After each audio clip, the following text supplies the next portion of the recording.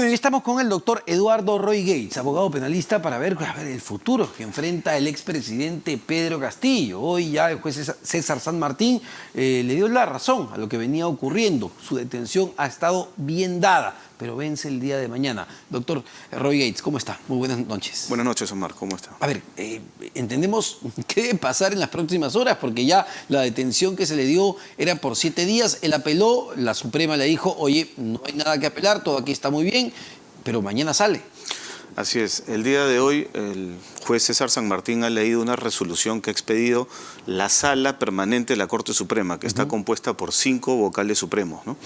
Esta sala lo que ha hecho es ha confirmado la resolución que dictó la detención preliminar por 7 días de Pedro Castillo. Esa detención preliminar vence el día de mañana miércoles, a la 1:42 de la tarde en principio, que fue la hora en la que él fue detenido el mismo miércoles 7 de diciembre pasado. Entonces, es importante esa resolución porque en esa resolución la Sala Suprema está dando bastantes pautas, ¿no? Y ha señalado específicamente que con lo que el Ministerio Público ha presentado hasta el momento, hay más que suficiente para poder afirmar la existencia de un delito de rebelión o por lo menos de un delito de conspiración para la rebelión, que son dos cosas distintas, ¿no? Y esto es una explicación un poco técnica, pero la sala ha dicho que por lo menos se puede acreditar la conspiración para la rebelión o la rebelión en grado de tentativa. Eso es lo que he mencionado. Entonces, ¿qué es lo que va a ocurrir en las siguientes horas? Puede ocurrir ahora en la noche o mañana temprano. El Ministerio Público lo que va a hacer es, va a formalizar la investigación preparatoria contra Pedro Castillo. Justamente, doctor, justamente aquí nuestra colega Karen Barbosa del Comercio acaba de publicar lo siguiente en su cuenta de Twitter y coloca justamente ya el documento. Dice lo siguiente: la Fiscalía de la Nación, la Fiscalía de la Nación formalizó la investigación preparatoria contra Pedro Castillo por el presunto delito de rebelión y otros. También incluyó al exministro Aníbal Torres en su calidad de asesor de la presidencia del Consejo de Ministros, y nuestra colega ahí coloca justamente los documentos que irán, entendemos, a la Corte Suprema. ¿Es esto lo que se esperaba? Exacto, ¿no? Exacto. La Fiscalía iba a formalizar tarde o temprano la investigación entre hoy y mañana, y después de esta formalización viene aparejado un pedido de medida cautelar contra el presidente Castillo, que va a ser un pedido de prisión preventiva. En esta misma formalización. Exacto. Cuando no es el mismo documento, son dos documentos distintos. Primero se formaliza la investigación y a la par se hace un requerimiento de medidas coercitivas. Podría ser prisión preventiva, comparecencia con restricciones. En este caso es evidente que el pedido va a ser de prisión preventiva.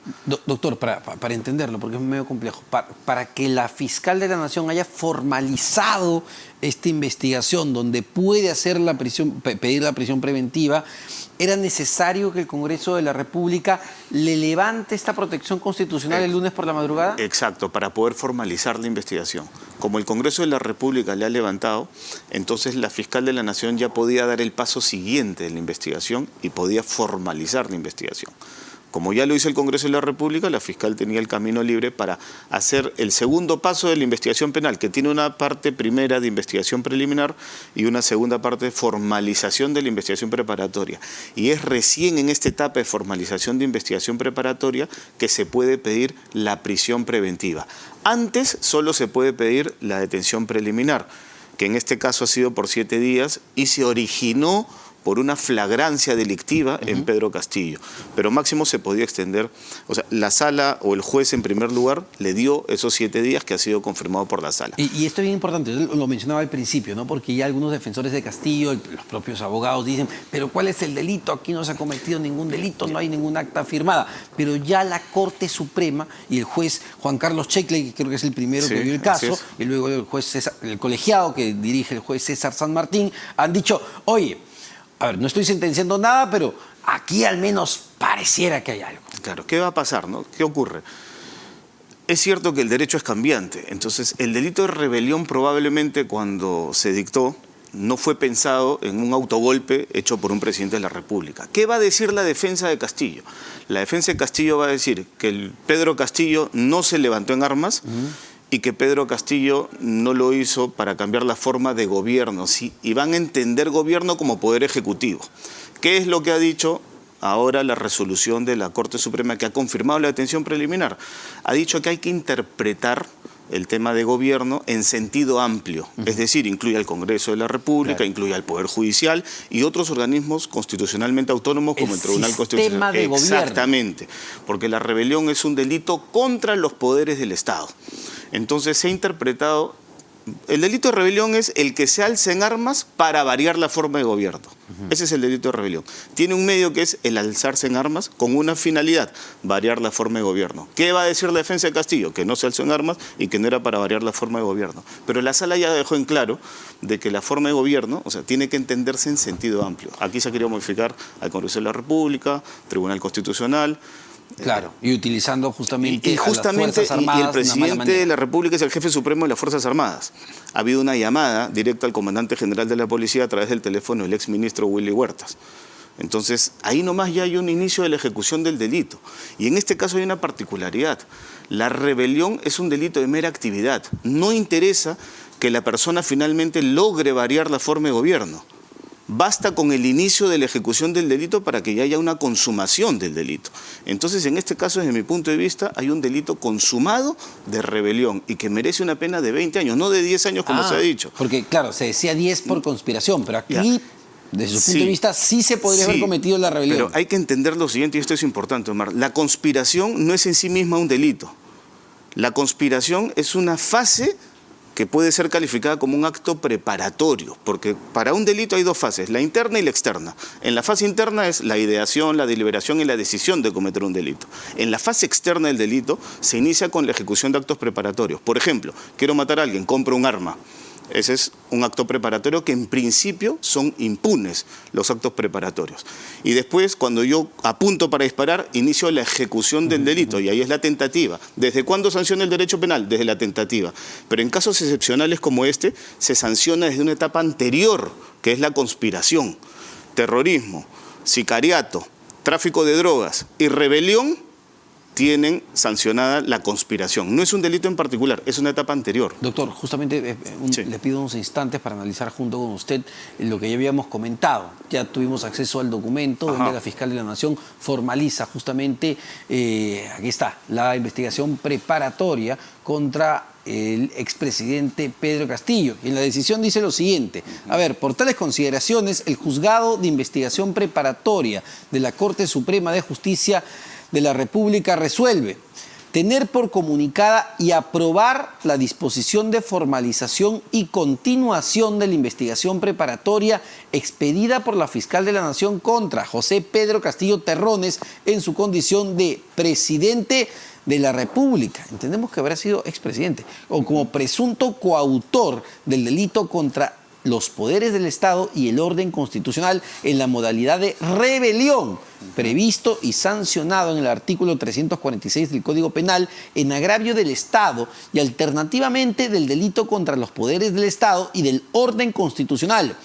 Conspiración, ilícito penal previsto y sancionado en el artículo 349 del Código Penal en agravio del Estado como presunto autor del delito contra la administración pública, abuso de autoridad, ilícito penal previsto y sancionado en el artículo 376, primer párrafo del Código Penal en agravio del Estado y como presunto autor del delito contra la tranquilidad pública, delito contra la paz pública en la modalidad de delito de grave perturbación de tranquilidad pública, ilícito penal previsto y sancionado en el artículo 315A del Código Penal, agravio de la sociedad. Y también se incluye, como habíamos comentado ya, a Aníbal Torres Vázquez en su calidad de asesor 2 de la Presidencia del Consejo de Ministros como presunto coautor del delito contra los poderes del Estado y del orden constitucional en la modalidad de rebelión y también en la modalidad de conspiración. Y en el punto 2 dice, a ver, a efecto de esta investigación preparatoria,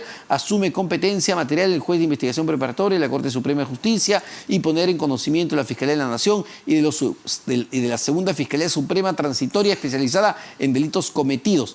Doctor, aquí entendemos que ya el Poder Judicial, la Corte Suprema de Justicia, está aceptando la formalización de la fiscal. En realidad la Corte, el juez, que en este caso es el juez supremo de investigación preparatoria, simplemente es comunicado por parte de la Fiscalía sobre esta formalización. O sea, el juez no tiene que autorizar la etapa de formalización de investigación preparatoria. Es el fiscal el que está obligado a comunicarle al juez que está formalizando la investigación preparatoria, y cuando el juez recibe la formalización de la investigación preparatoria, emite una resolución como la que acabas de leer, en donde da por comunicada la formalización. El juez no autoriza la formalización ni la rechaza, simplemente es comunicado de la formalización. Exacto. Es un juez controlador, es un juez de garantías, ¿no? Tanto para el imputado como para cualquiera de los imputados. Entonces, lo que corresponde, claro, entendemos, en un oficio, un folio distinto, es que en cualquier momento, en quizá horas... Es que en ese mismo documento debe estar diciéndose que se va a hacer un requerimiento de prisión preventiva. Y ese requerimiento de prisión preventiva es un documento muy similar a la formalización de investigación preparatoria, pero es un documento en donde se debe acreditar adicionalmente el peligro de fuga o peligro de obstaculización de la actividad probatoria. Porque todos los elementos de convicción que vinculan a Pedro Castillo con el delito ya están en esa formalización. Eso se reproduce en el requerimiento de prisión preventiva, pero hay una parte muy importante que no está en la formalización.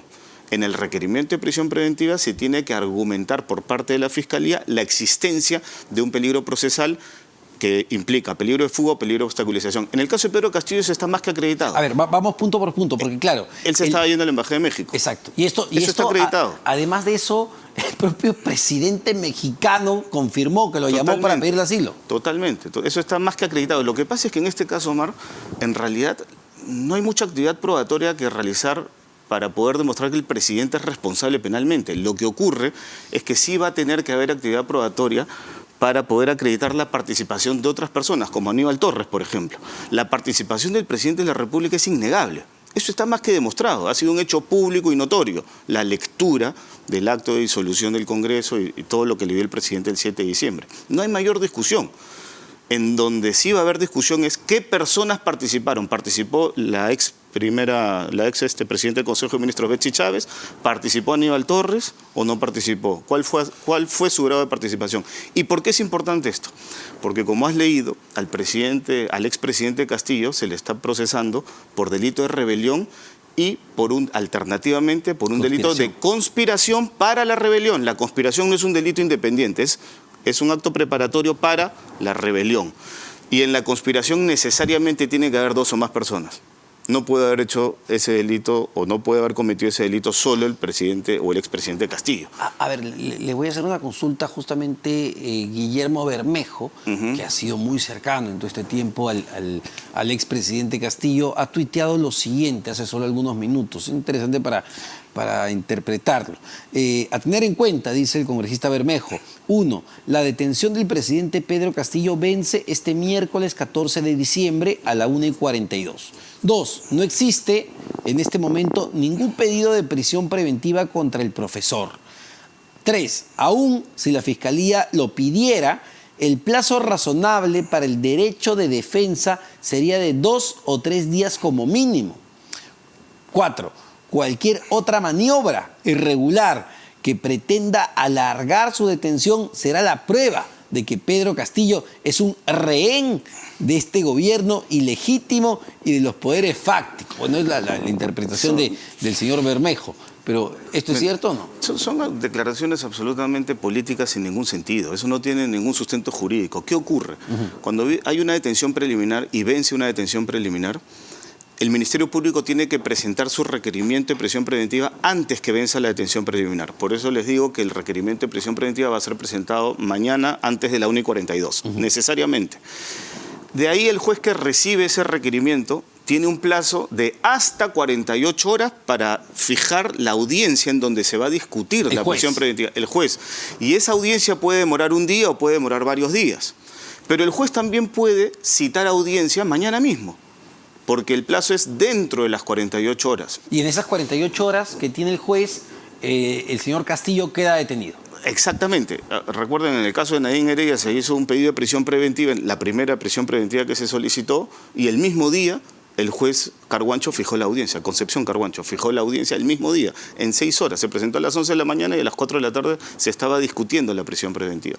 Entonces el juez puede fijar la audiencia mañana mismo, que sería lo más saludable, por el estado de convulsión que está viviendo el país, sería lo más saludable de una vez definir cuál va a ser la situación del expresidente Castillo. Para que quede claro, para que quede totalmente claro, porque acá el congresista Bermejo dice, 1:42 Castillo tiene que quedar libre si es que no hay una decisión de un juez. Falso. No, no es que si no hay una decisión, si es que no presenta el Ministerio Público un requerimiento de prisión preventiva a la 1:42. Basta que presente el requerimiento. Basta con que presente el requerimiento y el juez dispondrá la fecha de la audiencia, que puede ser mañana mismo, puede ser máximo dentro de 48 horas. Y en ese tiempo, ¿qué pasa con el detenido? Se queda custodiado.